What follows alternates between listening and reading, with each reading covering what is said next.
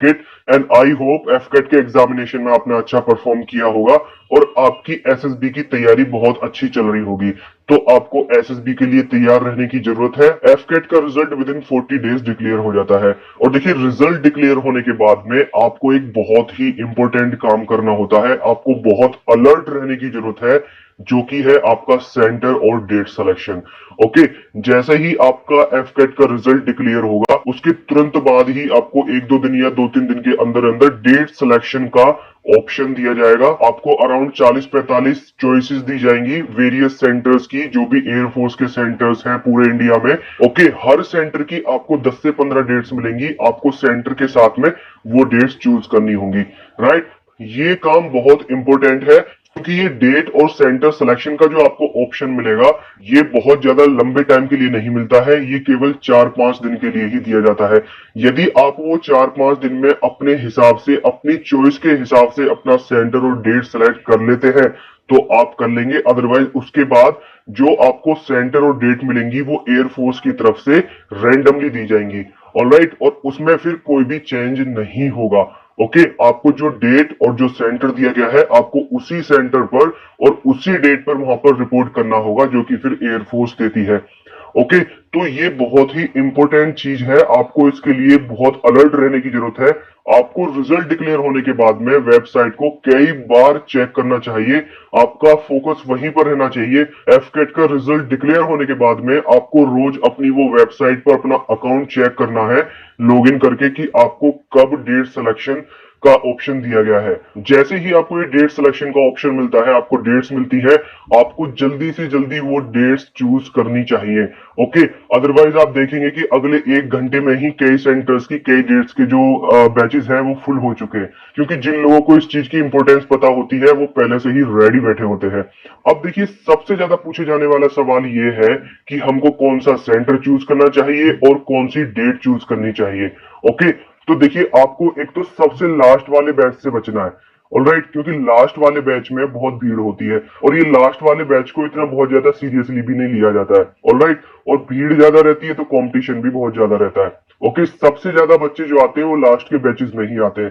तो आपको कोशिश करनी चाहिए कि आपको लास्ट के बैचेस अवॉइड करने चाहिए। और यदि आपकी तैयारी अच्छी नहीं है, आप टाइम लेना चाह रहे हैं, तो आप लास्ट के सेकंड लास्ट या थर्ड लास्ट या फोर्थ लास्ट बैच ले सकते हैं, लेकिन एक्सट्रीम लास्ट बैच आपको नहीं लेना चाहिए। ओके, और यदि आपकी तैयारी अच्छी है और आप जल्दी उसको अच्छा कंट्रोल कर सकते हैं, तो मेरा सजेशन ये है कि आपको पहले की जो शुरू की डेट्स होती है वो लेनी चाहिए।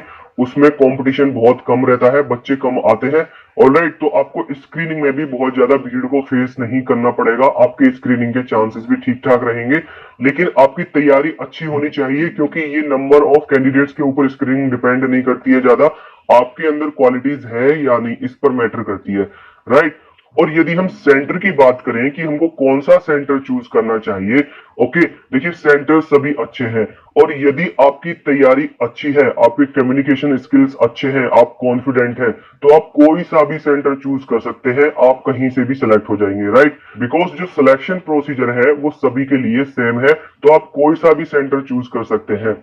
लेकिन यदि आपको स्क्रीनिंग में थोड़ा डर लगता है, आपको स्क्रीनिंग में ही दिक्कत आती है, पहली बार आप जा रहे हैं और आपको लग रहा है कि भी हमारी तैयारी अच्छी नहीं है, और आपको स्क्रीनिंग में थोड़ा फियर फील हो रहा है, तो उसके लिए मैं आपको बताऊंगा कि कौन सा सेंटर सबसे ज्यादा अच्छा है आपके लिए to be get screened in easily. Right, देखिए, एयरफोर्स के लिए पूरे इंडिया में 4 सर्विस सिलेक्शन सेंटर, और एयरफोर्स के सर्विस सिलेक्शन सेंटर्स को एएफएसबी यानी कि एयरफोर्स सिलेक्शन बोर्ड बोलते हैं। और पूरे इंडिया में एएफएसबी के 4 बोर्ड हैं, जिनमें से है 1 एएफएसबी, 2 एएफएसबी, 3 एएफएसबी और 4 एएफएसबी। ये बोर्ड्स के नाम है। 1 एएफएसबी ये है देहरादून उत्तराखंड में, और 2 एएफएसबी है मैसूर कर्नाटका में, और 3 एएफएसबी है गांधीनगर गुजरात में, और 4 एएफएसबी है वाराणसी उत्तर प्रदेश में। अब देखिए, कोई भी काम करने से पहले आपके अंदर क्लेवरनेस और आपकी स्ट्रेटजी और प्लानिंग होनी चाहिए। यदि आपको स्क्रीनिंग से डर लग रहा है और आपको लग रहा है कि भाई हम थोड़ा टक्कर नहीं दे पाएंगे, देखिए, होता क्या है कि कोई भी सर्विस सिलेक्शन सेंटर होता है वो स्क्रीनिंग करने की उसकी एक लिमिट होती है, वो कितने नंबर ऑफ कैंडिडेट्स स्क्रीनिंग करेगा।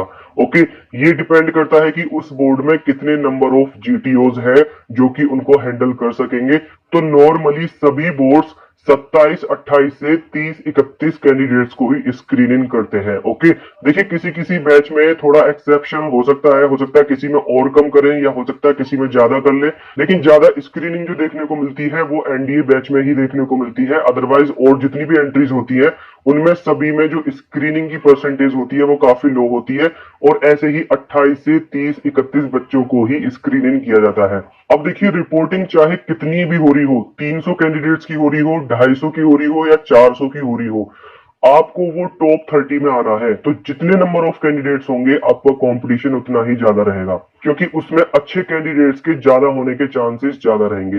वाराणसी जो बोर्ड है यहाँ पर रिपोर्टिंग होती है अराउंड 300 टू 400 कैंडिडेट्स की। हमारे टाइम पर इतने ही कैंडिडेट्स रिपोर्ट करते थे, इस टाइम पर हो सकता है थोड़ा बहुत वेरिएशन होगा।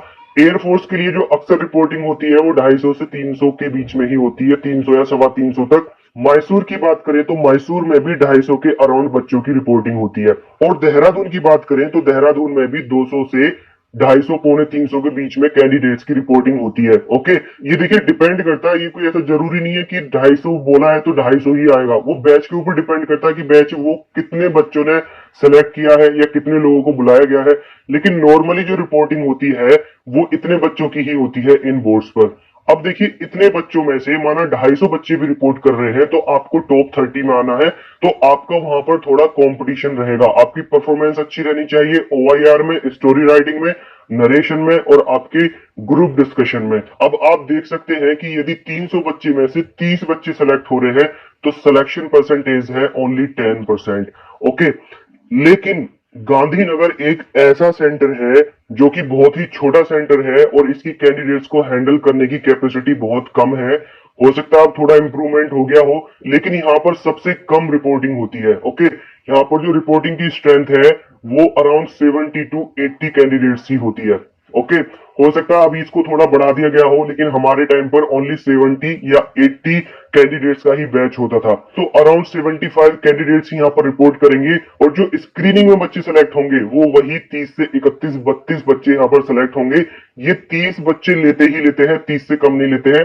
कोई एक्सेप्शनल बैच रहा हो जिसमें और कम लिए हो तो उसके लिए कह नहीं सकते, लेकिन नॉर्मली ये जो नंबर ऑफ स्क्रीनिंग कैंडिडेट्स होते हैं यहाँ पर वो 30 ही होते हैं। अब चाहे रिपोर्टिंग आपकी 60 बच्चों की हुई हो, चाहे 50 की हुई हो, चाहे 75 की हुई हो। और देखिए पूरे पूरे कैंडिडेट्स तो आते नहीं है, उनमें से कुछ एब्सेंट भी रहते हैं, तो रिपोर्टिंग पूरी 100% तो होती नहीं है। यदि 75 की स्ट्रेंथ आपको शो कर रहा है तो उसमें से 8-10 बच्चे तो एब्सेंट रहते ही रहते हैं, तो अराउंड 65 या 70 के अराउंड वहां पर रिपोर्टिंग होती है, और उसमें से 30 बच्चे स्क्रीनिंग हो जाते हैं। यदि 70 में से 30 कैंडिडेट भी सिलेक्ट हो रहे हैं तो आप स्क्रीनिंग की परसेंटेज देख सकते हैं, इट इज अराउंड 43%, जो कि सभी बोर्ड्स में अराउंड 10% है। और यदि रिपोर्टेड कैंडिडेट्स और कम हो जाते हैं, 60 कैंडिडेट्स होते हैं और उसमें से 30 बच्चे सेलेक्ट हो रहे हैं, so screening selection rate is 50%, which is nowhere in overall India. किसी भी सेंटर पर 50% आपको सिलेक्शन रेट नहीं मिलेगी। तो यदि आपको स्क्रीनिंग का थोड़ा फियर है तो AFSB Gandhinagar is the best SSB centre for air force. Okay, आपको इसको चूज करना चाहिए, और यहाँ पर जीडी वगैरह के लिए भी काफी अच्छा टाइम दिया जाता है। ऑलराइट, यहाँ पर बहुत ज्यादा भगदड़बाजी नहीं होती है जैसे कि बाकी के सेंटर्स में होती है कि 2.5-3 मिनट में ही जीडी खत्म। यहाँ पर जीडी के लिए भी कम से कम 7-8 मिनट मिल जाते हैं। राइट, तो बड़े प्यार से यहाँ पर कंडक्ट कराया जाता है। क्यों? क्योंकि यहाँ पर ज्यादा लोड नहीं रहता है कैंडिडेट्स का, और यहाँ पर जो ग्रुप बनता है वो अराउंड 12 टू 15 कैंडिडेट्स का बनता है। यहाँ पर ऐसे नहीं है कि 20-21 बच्चों का ग्रुप बनेगा, नहीं, आपके अराउंड 4-5 ग्रुप बनते हैं, और हर बैच से अराउंड 4-5 या 6 बच्चे सेलेक्ट हो जाते हैं। यही वजह है कि जिन लोगों को इसके बारे में, इस फैक्ट के बारे में पता है, वो लोग सबसे पहले डेट सेलेक्ट करते हैं, और वो इस चीज के इंतजार में रहते हैं कि कब डेट सिलेक्शन का लिंक उनको मिलेगा, कब ये ऑप्शन मिलेगा। और आप देखेंगे कि सबसे पहले जो बैच फुल होंगे वो गांधीनगर के ही होंगे। ऑलराइट, जिनको ये बात मालूम है वो गांधीनगर को ही चूज करेंगे।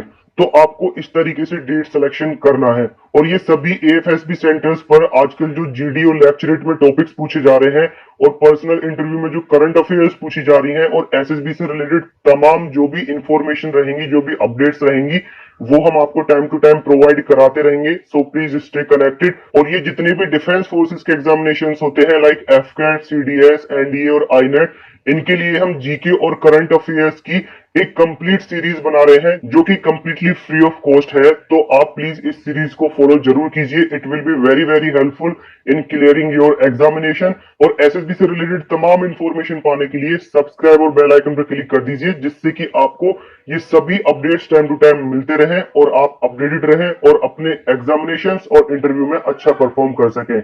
ओके, आई होप आपको ये वीडियो इन्फॉर्मेटिव एंड वैल्यूएबल लगी होगी, और यदि अच्छी लगी हो तो प्लीज लाइक और शेयर जरूर कीजिए। एंड यदि कोई क्वेश्चन है तो कमेंट बॉक्स में जरूर लिखिए। You are most welcome and all the very best for your SSB and your upcoming examinations. Okay, and that's all for today. Bye bye.